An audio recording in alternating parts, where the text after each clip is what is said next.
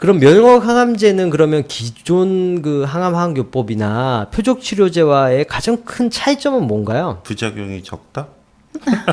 부작용이 다르죠. 다르다. 다르다.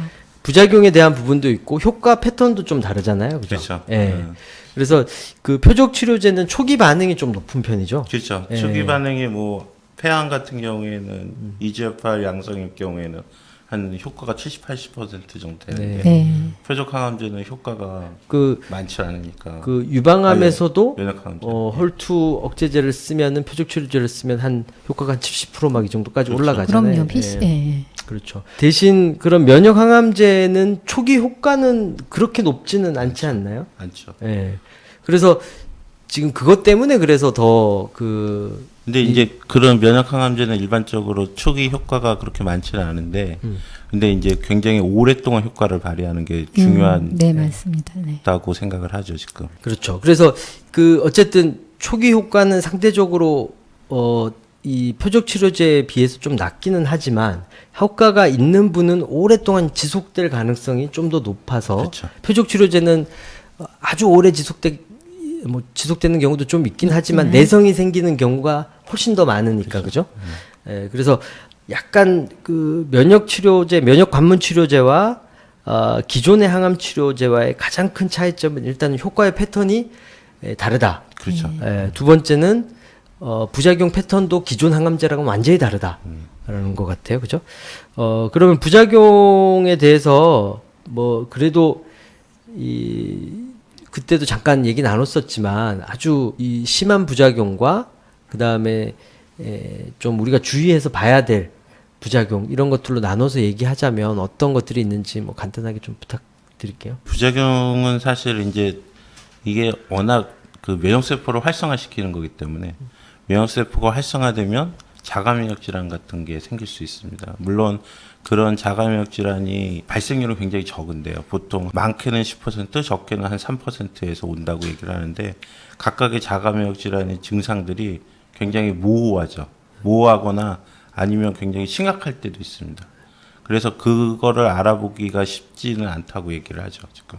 그러니까 그 세포독성 항암제는 약을 쓰고 뭐 한 3일이나 한 일주일째 또는 뭐 하여튼 길어도 한 1, 2주 내에 부작용이 나타나니까 이 약을 쓰고 이런 효과가 부작용이 나타나는구나 우리가 알 수 있고 그래서 그 다음 사이클에 약을 어떻게 좀 줄일지 조정할지 예방할지 이런 걸 고민해가지고 이제 치료를 하는데 얘는 자기 면역세포가 활성화돼서 암만 공격하는 게 아니라 내 몸을 공격하면서 부작용이 나타나다 보니까 수개월에 걸쳐서 나타나고 진행도 초반에는 서서히 진행하다가 어느 순간에 확 문제가 되거나 뭐 이런 패턴으로 나타나니까 이거를 어느 정도 우리가 전문가들이 인지하고 있지 않으면 좀 발견하기가 쉽지 않다라는 거죠.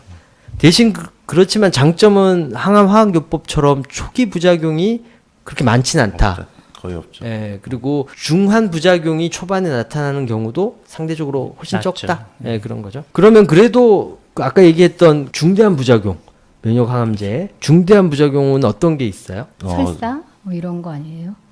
제일 그거는 이제 흔한 네. 부작용 중에 네. 하나고요. 설사는 그 그래서 부작용 아주- 중에 제일 흔한 그렇죠. 부작용이고. 아주 위험한 부작용은 아니니까. 네, 네. 예. 근데 이제 아드레날 인서피션시라고 해서 부신기능 부전. 부신기능 부전 같은 경우에는 갑작스럽게 혈압이 떨어지거나 환자 상태가 원인 모르게 갑자기 안 좋아지는 경우가 있고 또 하나는 뇌하수체염이나 이런 게 생겨서 뇌하수체 호르몬의 문제가 생겼거나 췌장염이나 갑상선염 같은 것도 생길 수가 있으니까요.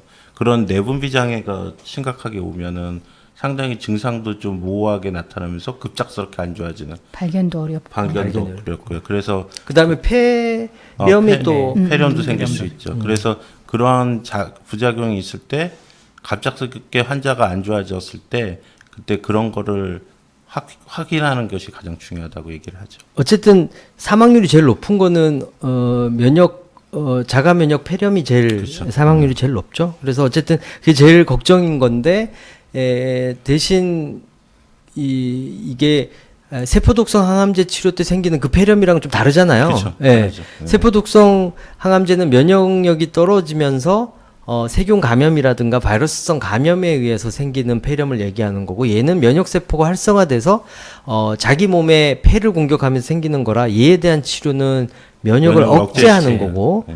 아까 거는 면역을 높여주면서 항생제 치료를 해야 되는 거니까 서로 다른 패턴의 폐렴이 올 수 있는데, 그런 심한 자가면역 폐렴이 오면 돌아가실 수도 있기 때문에 그게 좀 그렇죠. 그래서 일찍 발견해야 되는 예, 게 잘 중요하고. 발견하고 잘 우리가 세심하게 보는 게 중요하다.